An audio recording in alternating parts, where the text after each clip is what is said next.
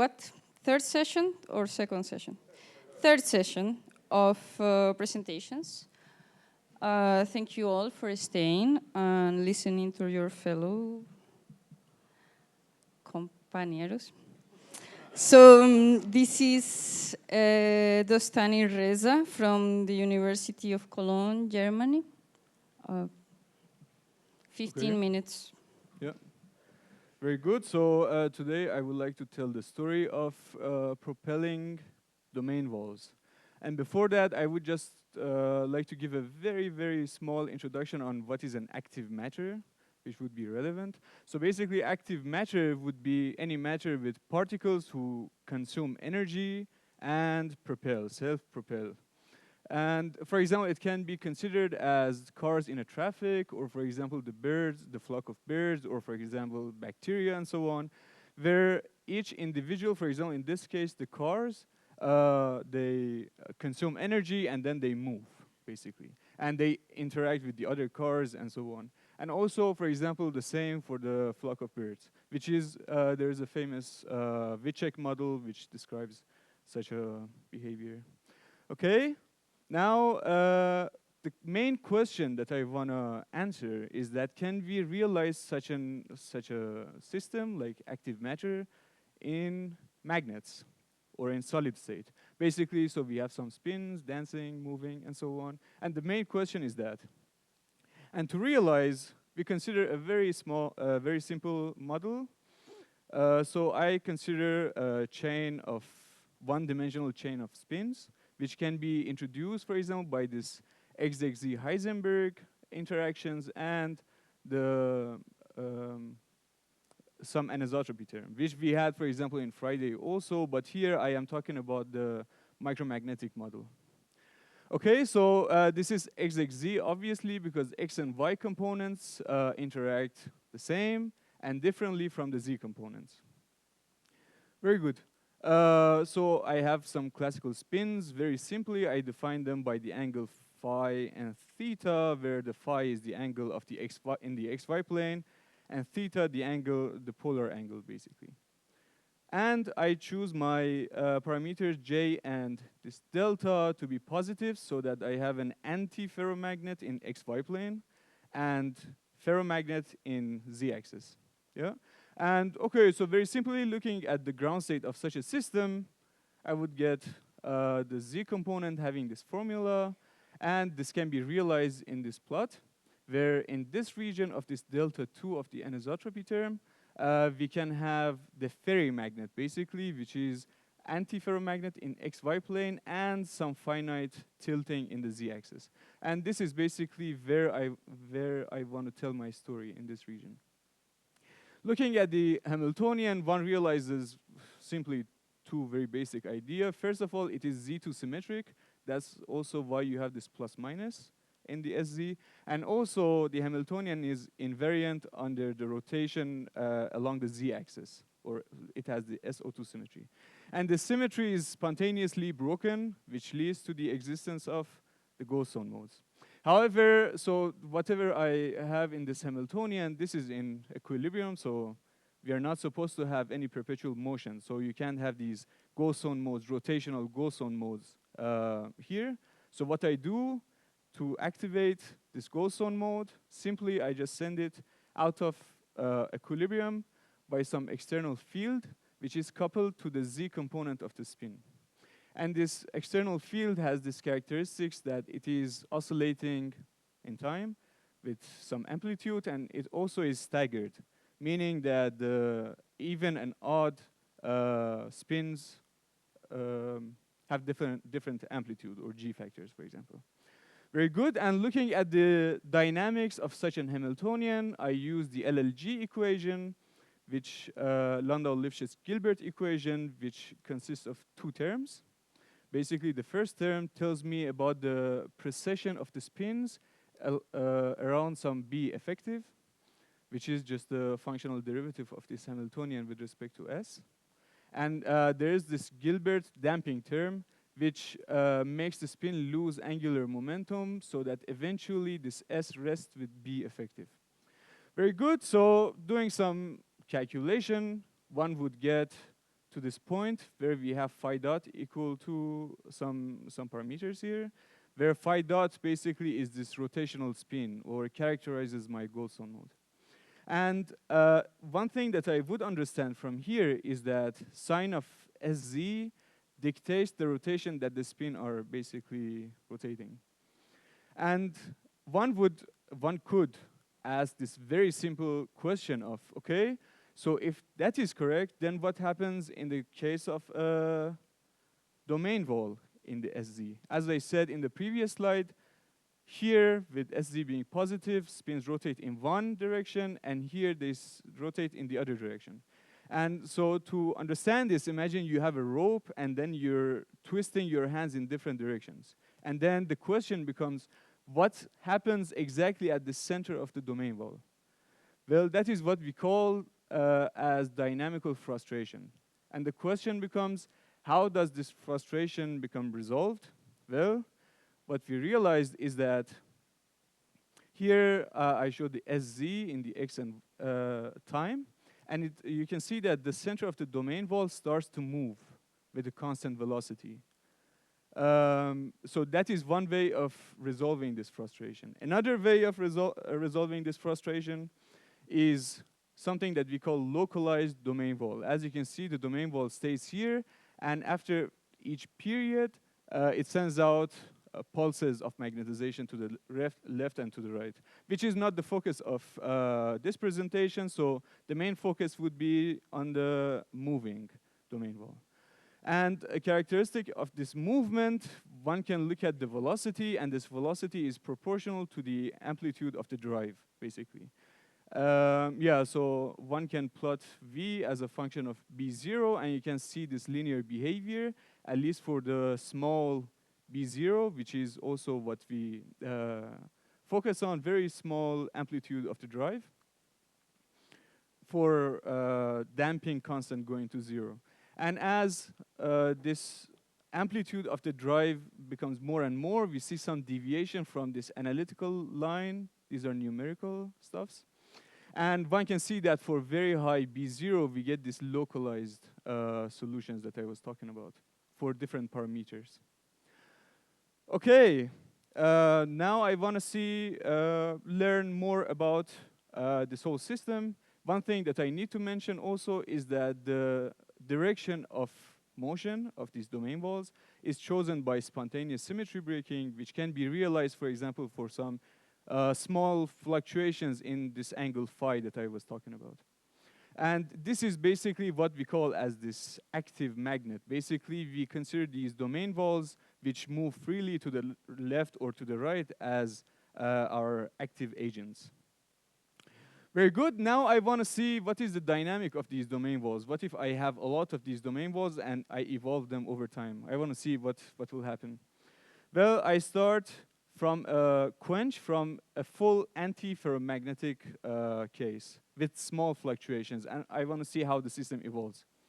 With a system with a lot of domain walls, this is just a small part of the system. You can see that the domain walls over time, they move and then they go to the left and right, meet another domain wall, and then they annihilate, basically. And as you can see, as the time goes by, the number of the domain walls gets lower and lower. Basically, these word lines are the center of the domain wall. And in the background, we have this blue and red is the gradient of this phi, or this phi profile. I want to also, for example, see what is happening there. Very good. One very crucial thing is that, first of all, these domain walls all eventually move with the same velocity to the left or to the right, and they develop some finite slope of this angle phi, as can be seen. But more importantly, when I have two domain walls, one moves to the left and the other one goes to the right, and as they annihilate each other, you can see that there is this region where this gradient of phi becomes 0. Or basically here we have the second derivative of phi having some values. And noting this, coming here, you can again see the same thing, two domain walls meeting each other, annihilate, and they have this part of the second derivative existing. And this gives a strong interaction to the domain wall, which is upcoming for in later times. So this domain wall is coming here, and this interacts with the second derivative after some later times. And this interaction is so strong that it can even change the direction of movement. And eventually, something that started with two parallel moving domain walls become basically they hit each other. And this is what I like to mention for this system, that it has a very efficient cleaning mechanism. Cleaning as in removing the domain wall faster and faster. And to know more about that, I would like to look at the correlation length of such a system. And I define the correlation length as 1 over density of the domain walls. And as I showed you in the previous picture, the density, the number of the domain walls gets smaller and smaller as the time goes by. And here, initially, for initial times, this yellow one is for the equilibrium case, which you can see is quite small compared to the non-equilibrium case. But for initial times, this correlation length goes as the velocity of, this is the red lines are the velocity of a single domain wall, for example, moving. Initially, it starts with that, and as the number of domain walls gets smaller, the density gets smaller, then it gets another linear behavior, which is, the correlation length grows linearly in time. And to have an idea of what that means, I would like to give you a very small experiment of non-interacting, independently moving particles. So imagine it's like domain walls. The particles moving to the left and to the right, whenever they see each other, they annihilate, just that. In that case, the correlation length grows with the square root of t, smaller than what we had before. And this is the reason of this interaction of domain walls with the phi profile, angle profile that I showed you. And lastly, I would like to show the resilience of the system that we have to thermal noise. Basically, I activate this thermal noise, and I want to see what happens. Here, I'm plotting the correlation, same time correlation function. And comparing to this equilibrium case, this is a log scale for your information. So this correlation function compared to this equilibrium case, it slows very, very slowly compared to the other one. And for example, this one can realize that it grows even orders of magnitude larger than before. And some like this behavior, for example, for this correlation length, cannot be realized, for example, by some thermal process for this equilibrium case, but it is definitely faster, which again gives the idea that this mechanism, this dynamical frustration that we are talking about, is quite powerful in this sense. Very good. With that, I would like to summarize whatever I showed here. First of all, I showed you that with very, very small magnetic field, one can activate this goldstone modes, and this goldstone modes realized in a domain wall lead to some mechanism called dynamical frustration, which makes the domain walls move to the left and to the right with some velocity proportional to the magnetic field.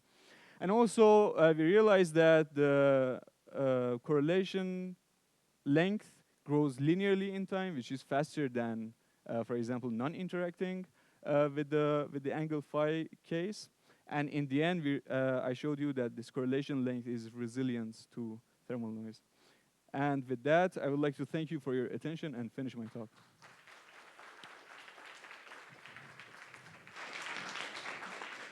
Thank you, Rez. We have time for questions. Thanks for the nice talk. When you showed the velocity as a function of the magnetic field, there was like this continuous change of the velocity from a finite value to 0. I can do a lot of questions here, but I mean, what's physically happening? I mean, the domain wall is moving and suddenly just stops, even when you increase the magnetic field. So why? I think that's the question. Okay, so for that, I would very quickly just say that. So my MZ, or SZ, let's say, This one has some second order contributions, which is some, let's say some whatever, SZ0, which would be add to whatever SZ that I had. Why am I saying this? Because, for example, imagine I have a domain valve, right? Then, in second order, something that we did not, I did not consider here, it changes the, let's say this is +1, -1.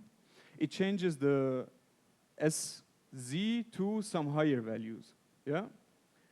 And this one, when I oscillate, for example, the magnetic field, so basically this SZ becomes oscillated, it reaches some point that SZ becomes +1 or -1, which then means that your angle, your phi value becomes, it becomes undefined, right? And then this one leads to some space-time vortices that I did not show. And this one basically prohibits them moving freely, for example, without any, it wouldn't, there are not smooth solutions basically which leads to the existence of these localized domain walls. Okay, thank you. Any other question? There is one there. So it seems to me that a lot of the interesting results that you get come from this delta to the fourth anisotropy, which is giving you this like sort of Mexican hat potential, I guess. So physically, is there like a material with such an anisotropy, like delta to the like a fourth order anisotropy, or is it more of a theoretical tool? Well, I'm pretty sure there are materials. So basically, as you said, the whole objective of this delta 2 term and delta 4 term is that you have, let's say, your SZ and your energy, let's say. So basically, it gives you some like this to break the Z2 symmetry. That's the case. And yeah, there are plenty of experimental materials that exhibits. I don't have it on top of my head, but this is just a very simple anisotropy. Anisotropy terms that has been realized in systems. Thank you.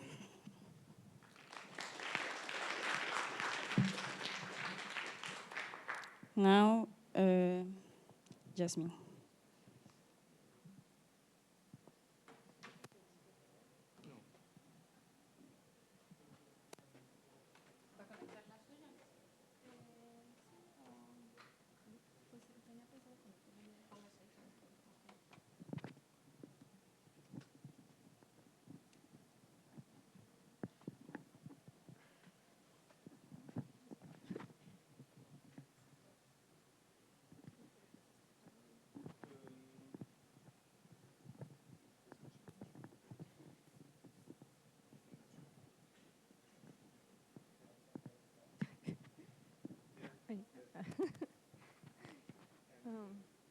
Okay. No, marica, yo quedo despeinada. Pero, ¿cómo conecto mi computadora? Porque No tienen que sacar este cablecito. ¿ese? Pero es que el mío es aquí está.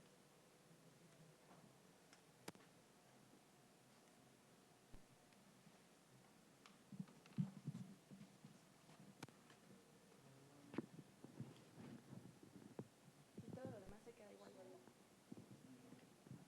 Creo que tienen que poner el cosito de apuntar. ¿Cuál es? Si te pesa ir. ¿Dónde? Yo creo que debe ser este, ¿no? Porque eso dices que no. No, eso me parece que es un pendrive. A ver, intento cómo funciona. Bueno, pero tampoco sé por qué se ve así como fea la imagen. A ver. ¿Consiguió proyectar? ¿Ya está activada la proyección? A veces.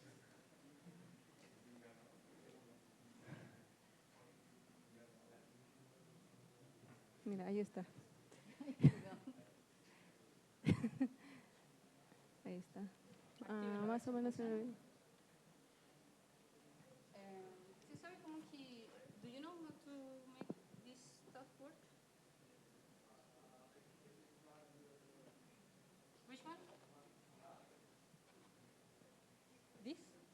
using says no.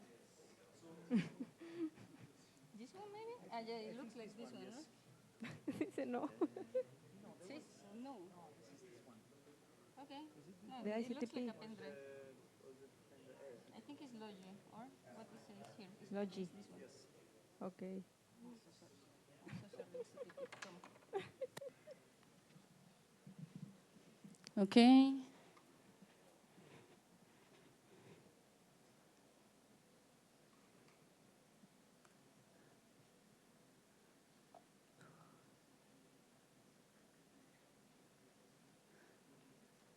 Buena. Ay. Lo pasa con la flecha. Okay, next presenter is Jazmin Alondra. Alondra Jazmin Tapia de la Rosa from Universidad Nacional Autónoma de México. Yes. First of all, I would like to thanks to the ICTP organizing committee for the opportunity to give this talk.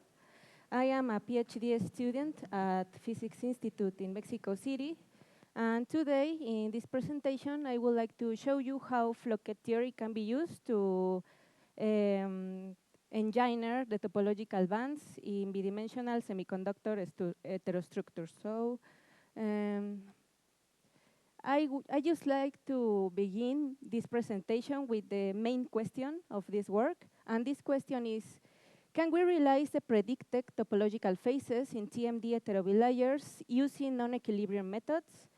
If you don't remember or if you don't know what is the meaning of TMD, a TMD means transition metal decalcogenide, and is a crystal structure. The top view is like a graphene, but two types of atoms. It's a metal transition atom sandwiched between two chalcogen atoms. So we can stack these monolayers and in a different ways, and this will have a consequences for the behavior of the electronic band structures of the materials. For example, in the case of type 2 alignment bands, we will have something like that. The valence band corresponds to one monolayer, and the conduction band will correspond to the other monolayer. And in the majority of these heterostructures, the value of the gap will be near 1 electron volt. So if you are wondering why I study TMDs, I think that TMDs have three main characteristics. First, they have intrinsic semiconductor gap that is direct in the case of the monolayers. They have easy device assembly, and they have a strong spin-orbit coupling and Valley physics. For this reason, I think that TMDs are a good candidates for the study of topological bands. But before to start talking about topology, I would like to show you this picture. This picture is better known as a moire picture, and is what happened when you stack the monolayers and then rotate them with a twist, for example, or without twist, but in the case where the lattice constants for each monolayer are different, for example. As we obtain is a new periodic supercell called the moire supercell, and inside this new moire supercell, we will have a wall of local different stackings labeled as A, B, and C. And each patch will have different interlayer tunings and different band offset. That is, we will have different types of local electronic bands that may exhibit, for example, different topology inside the same supercell. And what's about the band topology in TMDs? Okay, as I said at the beginning, the electronic band behavior of a TMD heterostructure is a semiconductor behavior. That is, we have the valence band separated by the conduction band by a gap. In topology materials, we identify the different phases through the calculation of a topological invariant. And in this case, the topological invariant is a Chern number. That is integral over the first Brillouin sum for this quantity that is a very connection. So in the case of the trivial TMD, that is a normal semiconductor, for example, the value of Chern number must be equal to 0, and nothing happened. But we can take the Hamiltonian corresponding to the trivial semiconductor and start to tuning the parameters of this Hamiltonian in a way that first we close the gap, and then if I still tuning the parameters, we cause something called the inversion of the bands. Inversion bands means that the valence band and the conduction band hybridize and then reopen the band gap again. But in this case, the value of the Chern number will be different to 0, because we are broken symmetries. And in this case, in the topological case, we can cut the finite sample and obtain something called the bidimensional topological insulator, for example, that is a material that have robust H&H, and at the boundaries as it is an insulator in the bulk. It's turned out that theoretically this behavior or this phenomenon is possible in TMD's heterostructures, and was predicted by Tong's group in this article from 2017. But the Tong's root was a static root. They have the heterobilayer and then apply an electric field and then obtain something like this. This represents the topological phase diagram. I think that these diagrams are very beautiful because you can see these diagrams, you can see the parameters of the Hamiltonian, and you can see all the phases, the topological phases in one plot, right? But it's turned out that this root, this Tong's root, fails in practice. Why? Because experimentally, the static controls, like an electric field, live in milli-electron volt scale, and the gap in semiconductor heterostructures have the value of near 1 electron volt scale, so we can close that gap experimentally. Theoretically, we can, but experimentally, it's impossible. It's impossible. So achieving uniform inversion across a device is impractical in this way. So this gives us opportunity to make our proposal, right? And our proposal are Floquet TMDs.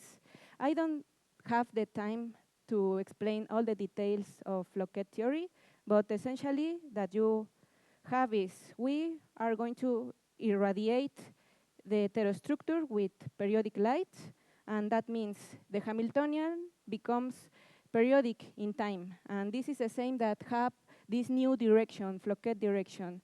You have the monolayer or heterobilayer without light, but also you have the replicas that are the heterostructures, but without or minus 1 photon or plus 1 photon, for example. And then we can plot the energy bands of this wall system and obtain new crossings that burn due to the Floquet behavior electronic bands, right? So instead of trying to close the 1 electron volt gap with the static gates, we let the photon energy do the alignment and drive band inversion dynamically. This control is uniform, is reversible because I can turn on and turn off the light, and is selective because I can choose the polarization of the light, I can choose the valley, etc. So our model will be completely analogous to the Tong's model. It's a minimal KP description of the type 2 TMD heterobilayer near the high symmetry point K without twist first. The Hamiltonian is something like that. Delta 0 represent the interlayer band offset. TCC, TCB, TBC, and TBB represent the interlayer tunneling channels. Their magnitude depends of the stacking inside the same supercell. And then we can apply Floquet theory to this Hamiltonian, that is create the replicas and turn the light, and then obtain something like this.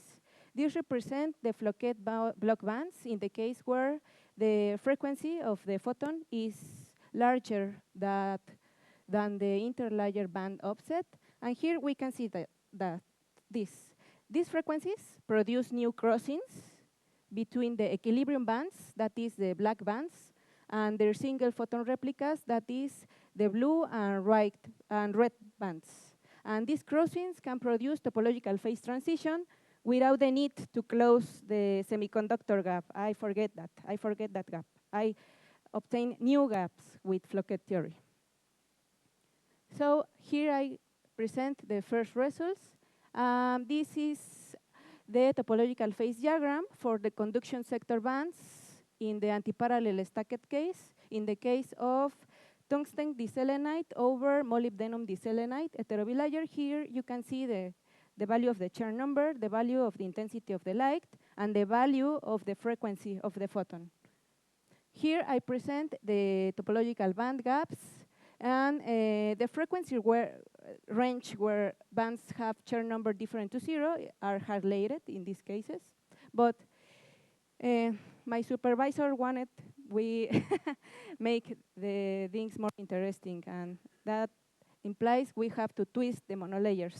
Twist the monolayers implies that all the parameters inside the Hamiltonians become position-dependent functions. That is, we take the first Brillouin zones of each monolayer and then rotate them and create this baby that is a mini Brillouin zone, and then we have to do the zone folding into this mini Brillouin zone, right? And then apply Floquet and that stuff. This is the results. I obtained these results this morning, so these represent the zone folding bands for this case. In the case when I have the light turned off, and the degree between the monolayers are one degree of twist.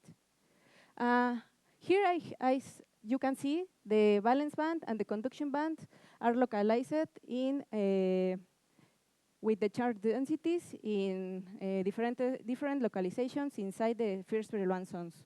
But what happens if I turn on the light? If I turn the light, in the case of the valence band, the localization change. So the next step is to do the calculations of the Chern numbers, but I only want to say, finally, that Moiré tells where in this work, and Floquet tells us when and how much. Periodic light dynamically aligns bands and open new topological band gaps without the need to close the semiconductor gaps that is experimentally impractical. So in this work, we identify realistic windows of frequencies and field energies of a laser, for example, and complementary real space density that are consistent with non-trivial topology. And the next step is compute the Chern numbers, maybe in another presentation. I only want to say that these type 2 studies are very new and are more people interested in Moiré, in Floquet, and TMD. So this means we have a lot of work to do. Finally, I would like to thanks to my supervisor, David, in Mexico, and to my research group, Los Topoamigos, in Mexico. So thank you again, and that's it.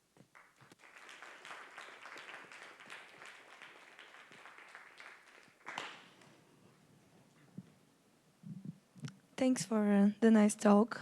So how do you prevent the system to go to a trivial state? Because if I'm driving with the Floquet driving, I'm giving energy to the system, so at some point yes, should go to... It's a play between, it's a game. I like this system because it's like a game. It's a game between the intensity of the field, the frequency of the light, and trying to not burn out the monolayer. There's right? also dissipation, right? Yes, so, yes. Okay.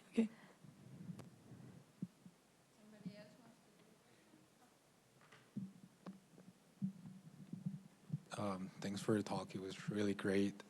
I do have a question. When you computed the quasi-energies, I mean, I'm not an expert in Foucault or anything, but I would expect to see anti-crossings. So, Yes. not the first ones you showed. The first one. Yeah, I think it was slide 7.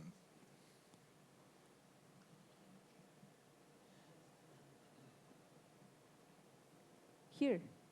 No, I think 7. Here. Yeah, that one. Yes, yes. So, in my understanding, most of the times when you work with Foucault materials, you see yes. anti-crossings, like the one you showed. These bands are without light, without the irradiation. When we irradiate the system, I have these bands. And here I have the gaps. But in this case, in the without twist, the gaps are very, very small.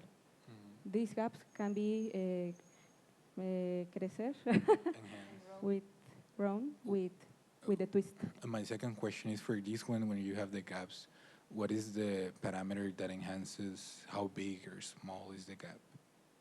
¿Cómo? Oh, sorry. What is the parameter which you use to tune for the increasing or decrease of the gap? Okay. H barra omega. And the E0, the intensity of the field.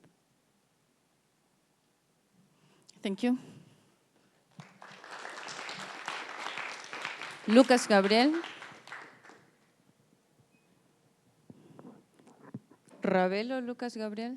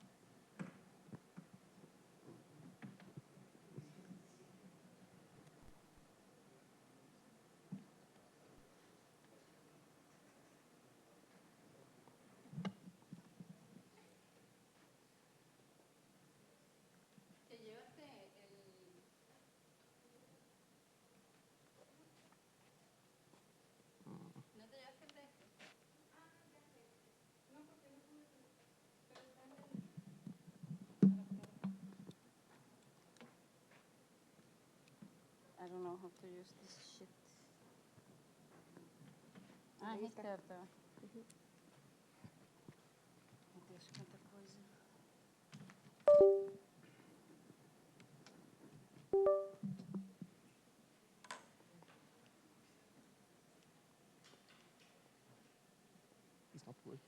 Esse aqui também funciona. Tá, agora, now we have Lucas Gabriel Rabelo from Instituto de Física da Universidade de São Paulo. I'm sorry, it's not working. É o outro.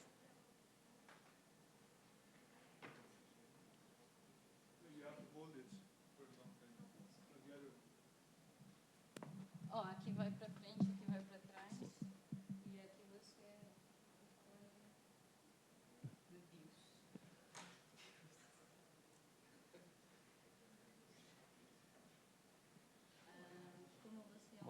apresentação.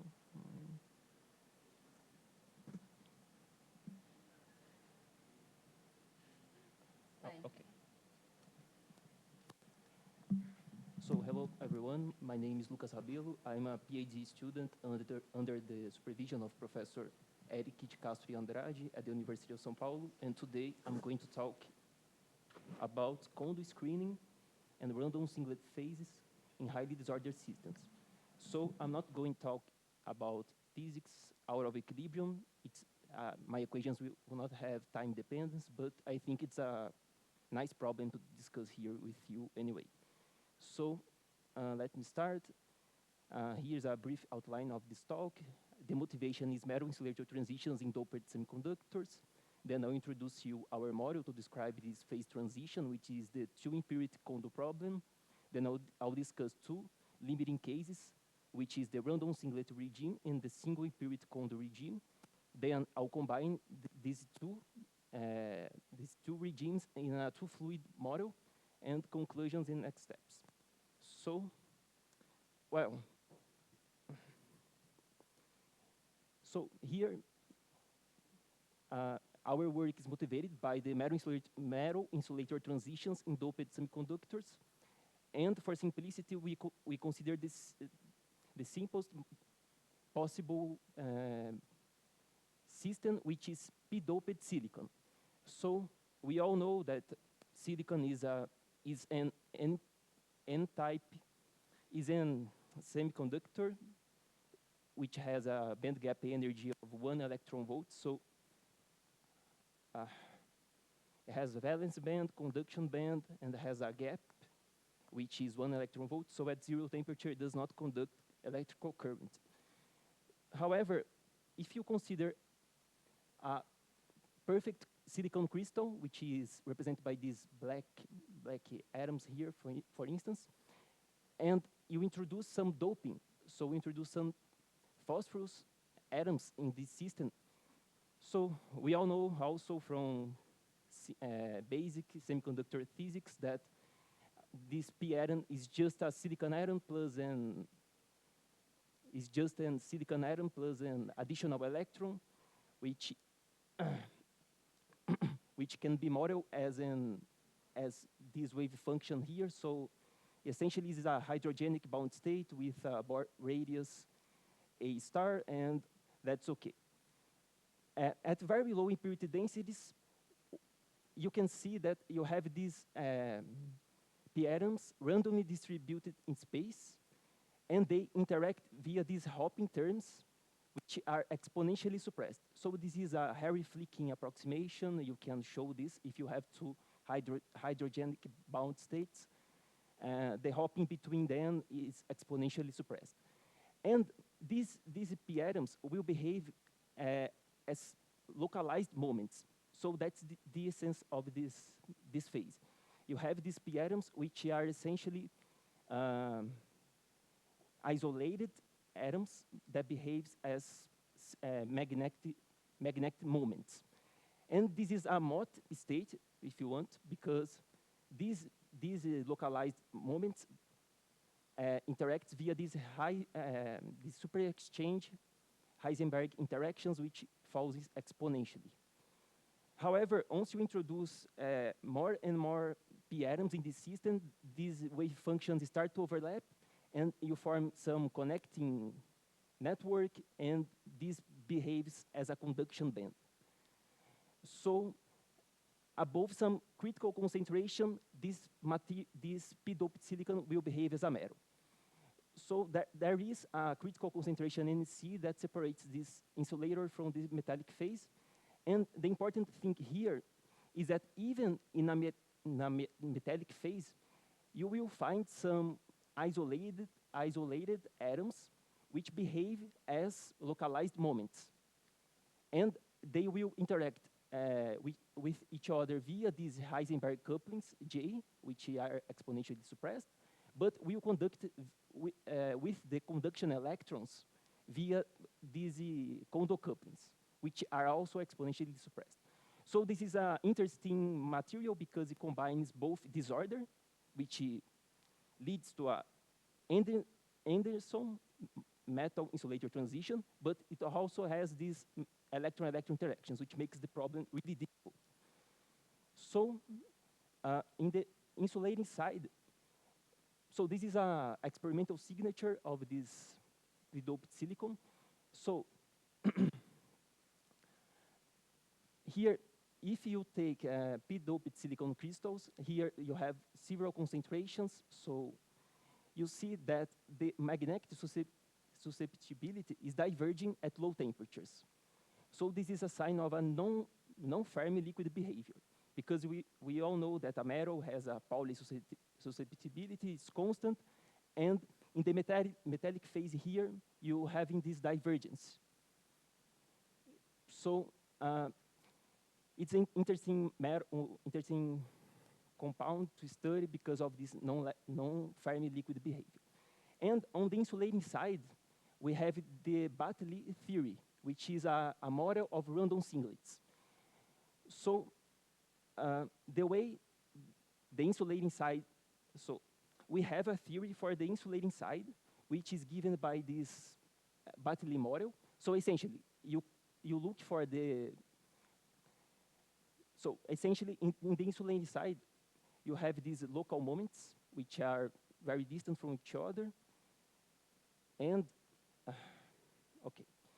You look, essentially what Batley showed us is that you need to look for the most interacting pair, which is the closest one. Then you form a dimer between these two. You remove them from the system, and you decrease the temperature. You look for the next other pair, which is, for instance, these two. Then you remove this. They form a random singlet, and you proceed doing this for all pairs. And you have this phase. So the interesting thing here is the presence of these dimers, which are with extremely low Heisenberg coupling. So you can describe this insulating phase using this theory. It's okay. But the problem is we cannot extend the random singlet physics across the in the metal, because in the metal you need to consider the conduction electrons. There are more than just single electrons. So here enters the Kondo effect. I have no time to explain about Kondo effect. I'll assume you all know everything about it, but it simply tells us that if you have a magnetic impurity in a metal below some temperature, it will be Kondo screened.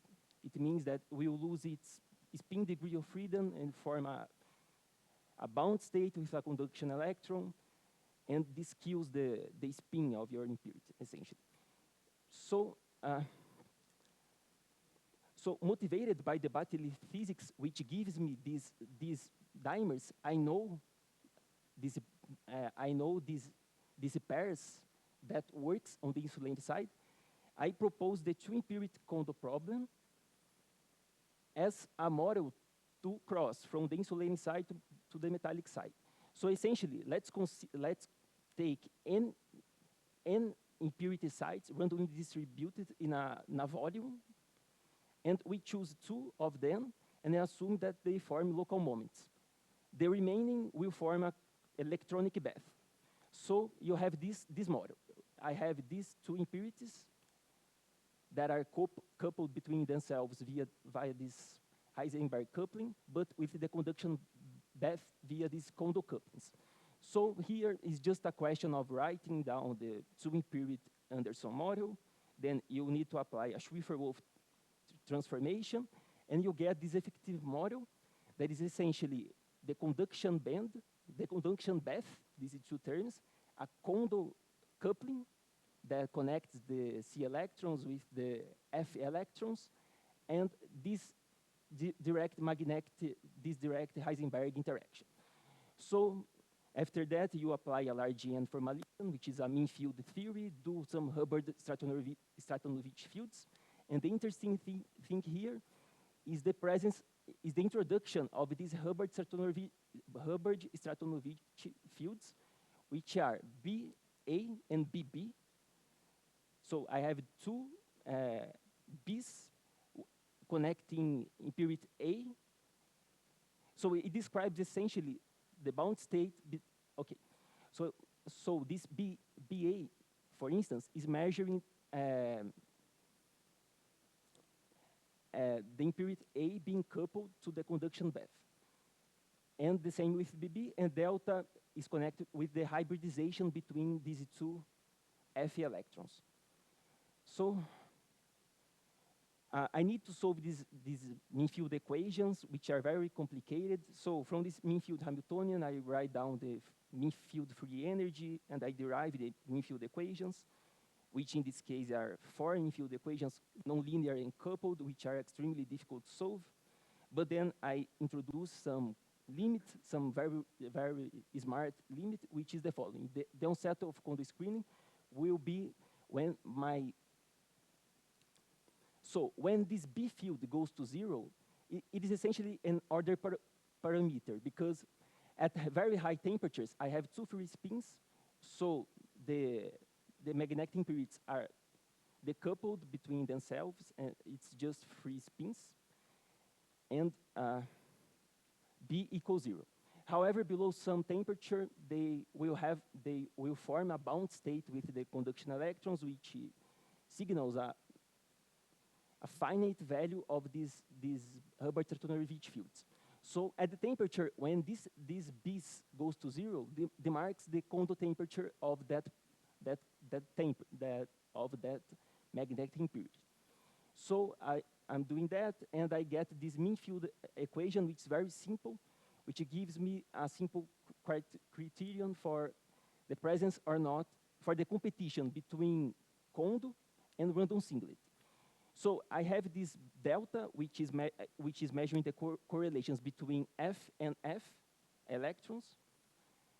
And when this J AB is lower or equal than 4 times the maximum highest single impurity condo temperature, delta equals 0, then I get a condo. And so my magnetic impurities will be condo screened independently from each other.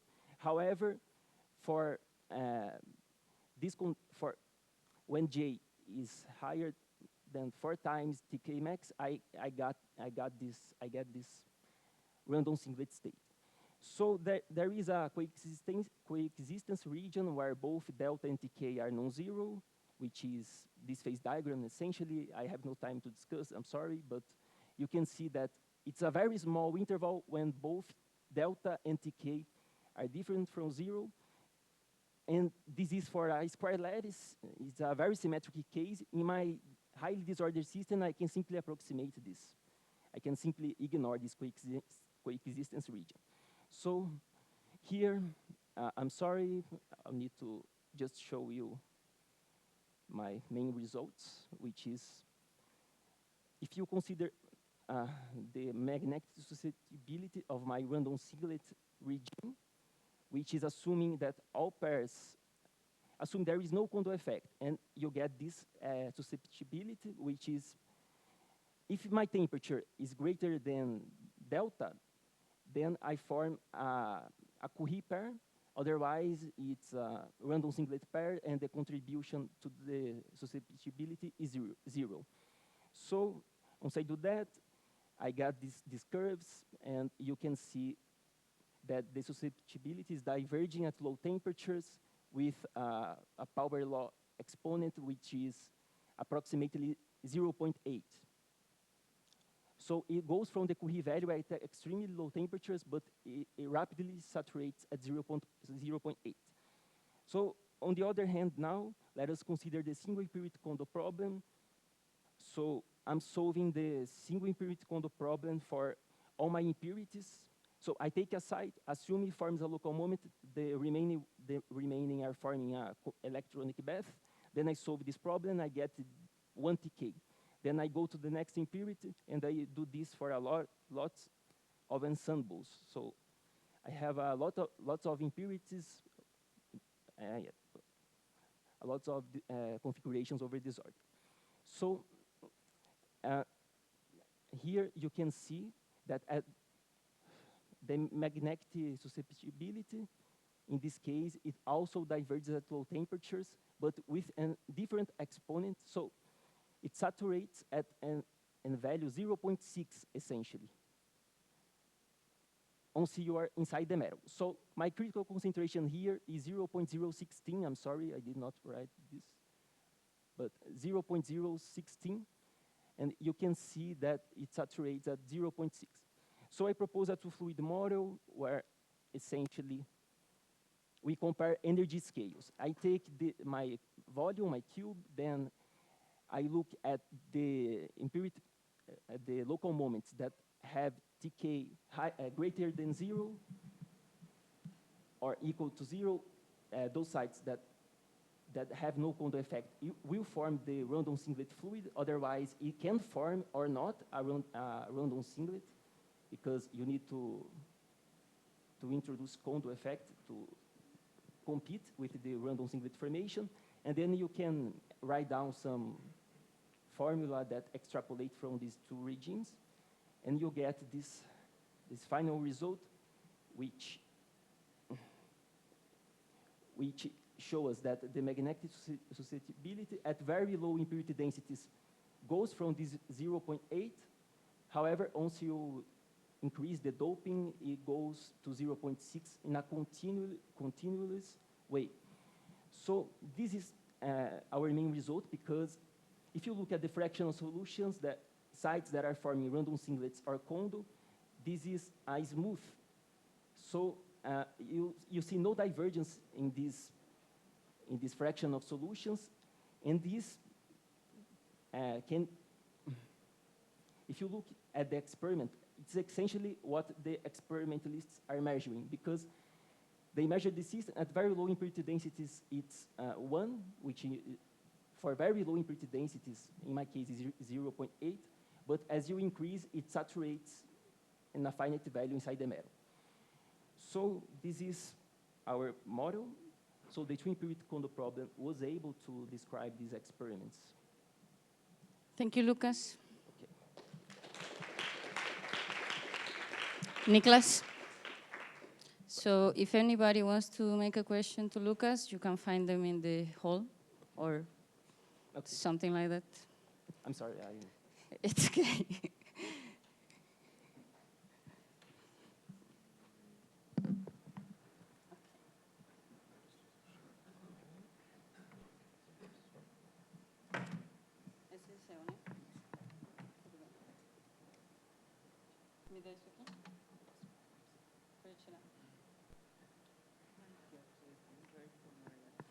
Sim.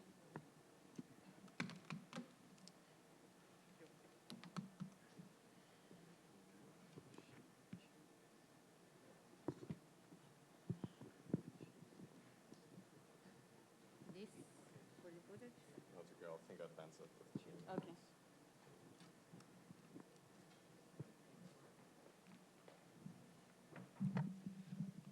Works. Okay, next we have Niclas Heinsdorf from, where are you from? A bunch of places, but it's Okay. yeah. Hello, everybody. So the title of the school is Emergent Phenomena Non-Equilibrium Quantum Many-Body Systems. So today I'll be talking about a current-induced, this is where the non-equilibrium comes from, insulator-to-metal phase transition, this is where Emergent lies, in calcium ruthenate. And this is a material that has been long known for being a strongly correlated metal, which is where the many-body physics are. And this is the theory to what basically is an experimental paper, spearheaded by my friend Ceci Suen. And you can read all the details in our publication given here. You can ask details about the experiment. It's been a while that I worked on this, so I don't know if I will know them from the top of my head, but you can try anyway. But I'll be basically trying to convince you what the nature of this phase transition in this material is. And first, we will revisit a non-quantum phase transition, so finite temperature phase transition that has been well studied, and then expand this theory to understand what's happening at with a current flowing through the system. So this is the crystal structure. It's one of the very well-known Radolson-Popper structures. So it has these octahedra that produce a crystal field splitting that leads the low-lying conduction electrons to split into T2G and EG orbitals. So we'll be focusing on these T2G degrees of freedom for our effective theory. And now what happens as a function of temperature, that this crystal structure is distorted. So what happens is that below temperature of 370 or roughly 360 Kelvin, the unit cell becomes compressed and these octahedra are tilted slightly. This means in turn that the crystal field is modified and the degeneracy between these T2G d orbitals is lifted.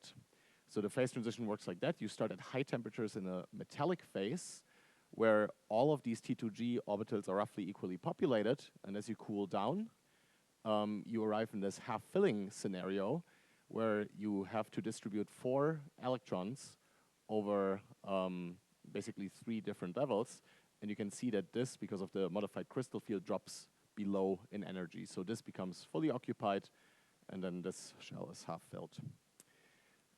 And what you can do, and you can measure experiment, for example, here neutron scattering, and you can extract these crystallographic data. And then what you can do a series of experiments for different temperatures. You can analyze which these Qs are just basically distortion modes. So you can, these are defined here, but it's basically 2 different distortions, and the linear combination of these 2 that depends on temperature basically tells you how these octahedra deform. And then you can take all this crystallographic data, put it into DMFT or another method, and then from this compute the electronic structure and the ground state energy. And this is what has been done here in a series of DMFT numerical experiments. And we now want to describe the phase transition, and we can do it with Ginzburg-Landau theory. So I was telling you that these distortions are basically what we can consider as the primary order parameter. They're here collected in this vector that describes this linear combination. So these are K is just the spring constant, so the elastic energy in the system, just a harmonic term. K in this material is not very dependent on temperature, so this is a constant. And then we have the coupling term that basically tells you how the electronic structure reacts to these deformations. So that was the curve with the different energies extracted from DMFT that you saw before. And this is a very simple theory, so you can solve it by completing the square here. And then you can collect the square, and you see that this is bounded from below by 0. So all you have to do is you have to think about what minimizes this part of the free energy here. And you can plot this, and then what people have found in this paper here, that basically you find the first order transition, right? Because we had a linear term in there, where if you're at high temperatures, you have this one minimum that describes a metal. And then as you cool down the system, a second peak develops. At some point, it's first transition, at some point it becomes degenerate in energy, and then as you cool down further, the new minimum is described by this insulating peak. So this is our phase diagram as a function of temperature, very simple. High temperatures, metallic, and less orthorhombic. There's no symmetries that are broken here. And then as you cool it down, it's an insulator and more orthorhombic. And I want to bring your attention to this. So this is extracted from these DMFT studies for these different sets of distortions. This is the occupation number of the T2G orbitals that I was talking about before. And in the metal, because of the high temperature and high scattering, all of these orbitals are roughly equally populated. And then as you cool down, that was this half-filling scenario that I talked about before. Then basically all the XY shell is fully occupied, and you have a half-filled YZ and ZX T2G level left. Okay, now before we put a current, we can now think about it, this orbital population as an alternative order parameter. So this was the case I was describing before, but now I want you to think not in terms of distortions, because this is kind of cumbersome, but instead just of these, how many electrons sit in these orbitals on average as an order parameter. And this is this situation in the phase transition, and you can write down a Ginzburg-Landau theory that is now defined in this disproportion between the xy versus the yz and xz orbitals. And then structurally you get the same type of free energy. And if you want, you can also compute the relationship between the delta n, that is the phi here, so the disproportion order parameter, and the distortions that we looked at before. So all you want to take away from this slide is basically, well, instead of looking at these distortions, I can describe the phase transition by thinking about how the orbitals are filled. And this is free energy plots, and you can see something similar here, that as I cool down, so I go from the red to the black line, the new minimum develops here at maximum disproportion. Okay, now some experimental results. So on the left you see now neutron scattering data in electric field. So before, the L phase was the metallic phase and S phase is the insulating phase, and now they have these stars attached. This means basically metallic and insulating, but with a current running at low temperatures. And what you can do inelastic neutron scattering to extract the structure, and you see, not as a function of temperature, but as a function of current, you see that there's this jump in the C lattice, the same type of distortion that we did before. And what you see here now are Sissy's results. So this is supposed to be a band structure, or it is a band structure. So the so-called transport ARPAS is extremely demanding. It took Sissy, I think, almost 4 years to complete this experiment. And yeah, maybe not try to see bands in here, but kind of look at this integrated curves here. So you can think of this as the density of states. And now if you compare, so like S is the insulating phase at low temperatures, no current.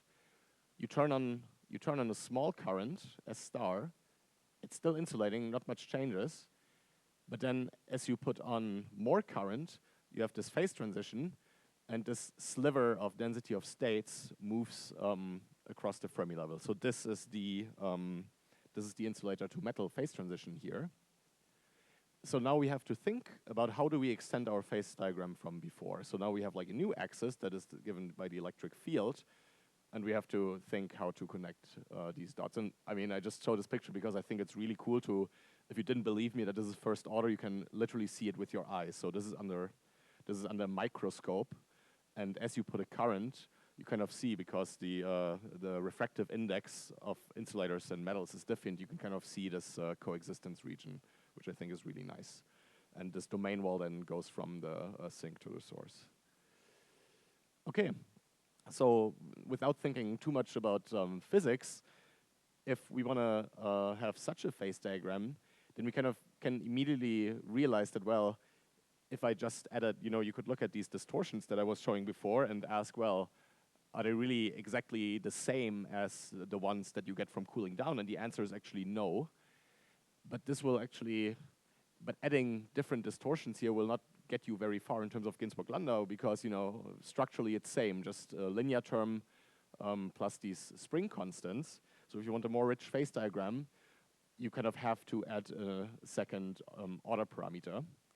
So you can do this, and this is again the electronic disproportion that I talked about before, and we can just write down all the symmetry allowed terms, couple them, and now try to figure out what should this eta value be. And coming back to this electronic disproportion picture, so I said before that in the insulating phase, these two orbitals are roughly equally populated, but not quite. So what we do is we introduce this eta as a secondary electronic disproportion between these remaining half-filled orbitals. And if you think about it, what is really, so like experimentally, this transition and this transition look pretty similar. But you know, if you think about it, what is really the effect of a weak electric field?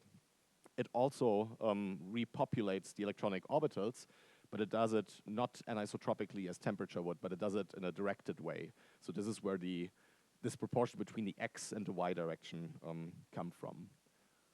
And this is something you could, in principle, figure out with non-equilibrium DMFT, and we're talking to experiments, to numerical people about it in Hamburg, but yeah, this is basically what you get. So you can, with this new Ginzburg-Landau theory, you can plot the free energy landscapes. So you could imagine starting in the high temperature phase, the energy minimum is the metallic one, you cool it down, you see that you have here now the new minima at the region where you have the primary electronic disproportion. And then you start putting an electric field, and you see that this kind of like local minimum is lowered, and at some point the thing is metallic again. And this is basically the phase transition as a function of electric magnetic field, and this is the new phase diagram. So this is an animation, but I'll skip this. So the punchline is basically that we should look at this. Even though thermodynamically the L star, the current-induced phase, and the thermally activated metallic phase are the same, they are electronically distinct as captured by these order parameters and the population. And yeah, you can look how these move as a function. So we go to the L star phase. This is the global minimum. Here we had the phase transition. This kind of like moves. Now we start putting the current. So we're in the S star phase. This tilts back, and we're back in the metallic phase. And that's it. Thank you for your attention.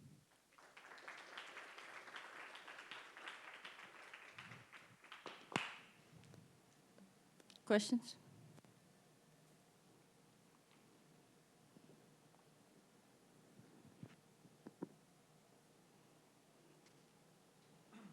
For real? No, I'm confining it with Ginzburg-Landau, interacting and out of equilibrium.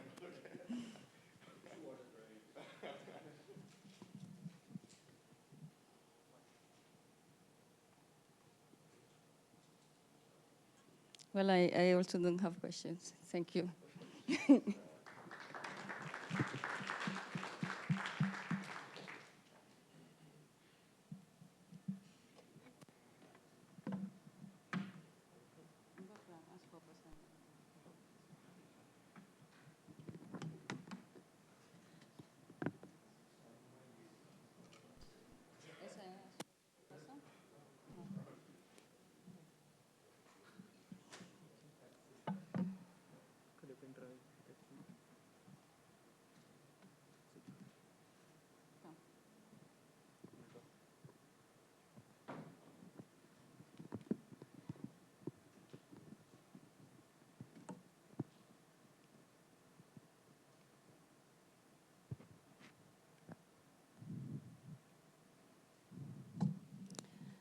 Okay, last.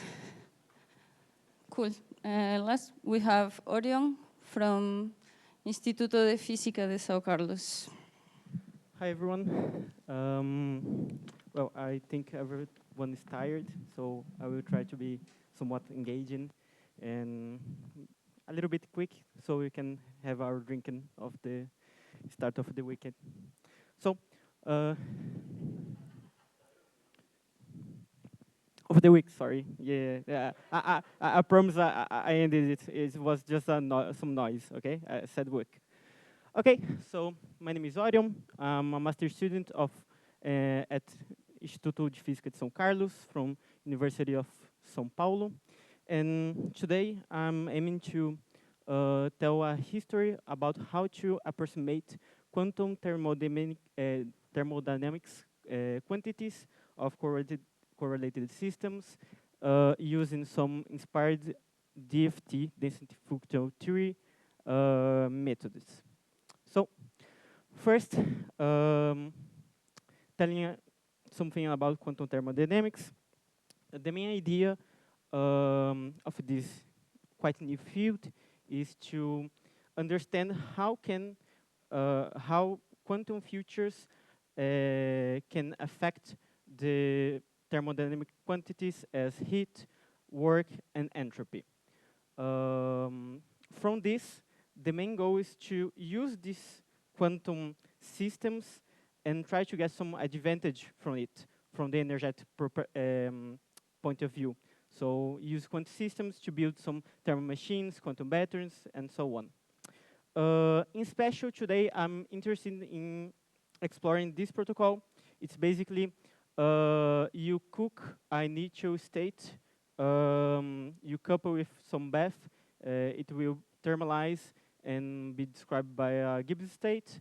Then you decouple it from the bath and make it evolve by a unitary operation to a certain final non-equilibrium state here. In this case, work is performed or extracted by the change of the Hamiltonian and the transitions probabilities between the energy levels between the initial Hamiltonian and the final Hamiltonian. Basically, if you're interested just in the average, the work in this case will be the energy variation between the initial and I don't know how it works, and the final state. Another quantity that is interesting in this case is entropy production. It basically measures how far my states from equilibrium. We are interested in non-equilibrium, so it's cool for us today. There are two main approaches that you can use to calculate in this scenario. There is the non-equilibrium lag. That's basically the relativity, the entropy distance between the final state and the equilibrium state of the final Hamiltonian. And the other way is a more thermodynamical way, is via the reversible work here that is associated with the heat that is necessary to make the system return to equilibrium. So as we are seeking for some quantum advantage, one nice thing is to look for many body systems. There are a lot of quantum physics on them, and they are full of quantum correlations. But they are not easy to deal with, especially when you are dealing with a finite temperature, non-equilibrium, and time evolution, and all stuff, because we have some explanation scaling problem with the Hilbert space, and for more realistic cases, we have no integrability. So approximation methods are necessary throughout the whole last week and today. We saw some of these methods, but today I want to bring a very special one, that is density functional theory. The main idea is that via the Hohenberg-Kohm theorem, we can swap the many-body wave function that is a complicated quantity and use the electronic ground state of my system. That is a much simpler quantity. So that's the main idea. Density is in the name, so that's we go from here. But the coolest thing about DFT is not the use of the density. Another thing, sorry. The main idea is to use the density in density functionals. So the idea is this one-to-one map guarantees that if you are able to construct one functional, it will describe your system. So you can build an energy functional, and with your density, you will have your energy of your system. But the coolest part is the Kohn mapping. So how it works. Basically, you take your many-body systems here, your interacting systems, and you can map it in a non-interacting one, fictitious one, that has the same density than the original. So they are the same from the point of view of DFT. How we can do it is via this external potential here that can be exactly constructed by some information about your many-body systems. This one is the Hartree that accounts for the mean field effects here. And this is the interesting one, is the exchange correlation potential that tries to implement in code all the information about quantum relations of these systems to mimic the same density in this one. In practice, this potential needs to be approximated. There is a lot of flavors here. In model Hamiltonians that I'm interested, we stay here in LDA still. So not the fanciest one, but it works. In this work, we are going to consider the 1D fermionic Hubbard model. The reason why it's a very cool model, we heard a lot about it last week. And for DFT in specific, we have a very reliable approximation based on the Beth-Ansatz's solution for the homogeneous case. So you take this solution, you can do some parameterization here, and from this one, you can make a local density approximation called Bauda, and here we get our constant external potential. So that's the picture of it. And nice thing is that it features the Mott gap of the Hubbard model. So it does the work very well, I would say. How our strategy will work. Basically, let's return to the protocol we are interested in. We start with an initial state that is a Gibbs state. We make a unitary evolution, and we reach a final non-equilibrium state. The main two ingredients that need to be approximated is the initial state here and the evolution Hamiltonian. With these two ones, you can compute the others. And the strategy is to use the DFT constant Hamiltonian as an effective one to do the time evolution. The advantage that we get from this is that it's a non-interacting Hamiltonian, so it's very numerical cheap. For the initial state approximation, we split in two. The simple one that uses the same DFT Hamiltonian to construct your Gibbs state, and the hybrid one that we use the exact Hamiltonian to build it. So the main idea of this is to compare how well the initial state approximation matters in the end. So I'm going to compare these two very much in this presentation. So to set our testing stage, we are going to deal with a driven Hubbard chain, a small one, and at half filling. And it will be driven by this linear hump of this straddle potential that will increase the amplitude during time by this. The time control will be done by this tau parameter here. It's very cool. It has a lot of physics for these parameter regimes. And, well, as I said before, we are using a ground state functional approximation. So to extend and be able to use it, we are going to put the thermal exact density as input for the potential, and the only time dependency will be by the linear hump. So I will call it the stacked approximation. Okay, it will be fixed. The FT part will be fixed out the evolution. So going about to the results. First, the exact result done by ED. Basically, in the first row, we have work, and the second row, entropy. In the horizontal line, we have time evolution. In the vertical line, we have decoupling regime. Basically, the darker the shades, the most value this quantity has. Basically, we can see from the work plots that all of them are positive. Here we increase the temperature.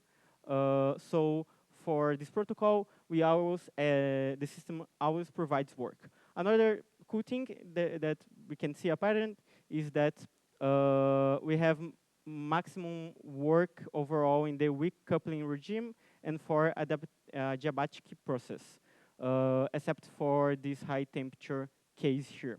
For entropy production, we have this nice region, not nice actually, that has a lot of entropy production, and then for the Sunda quench and low temperature, and for adiabatic case, it gets very low.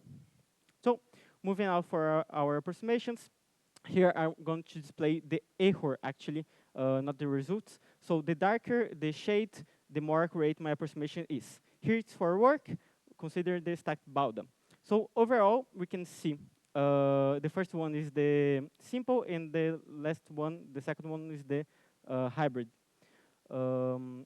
Overall, for weak coupling, we have a good approximation, but when you go to middle and strong coupling, it falls apart and gets very bad. But a nice thing we can take it from here is overall we can see an improvement between the simple one to the hybrid one, especially for sudden quenches.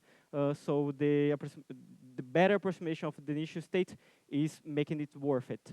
But a curious thing is it's not sensitive for the temperature overall. It doesn't change too much between the temperature.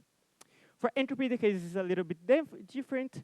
Hybrids don't seems to have a lot of advantage, and simple for a high temperature actually is very, very, very, very good.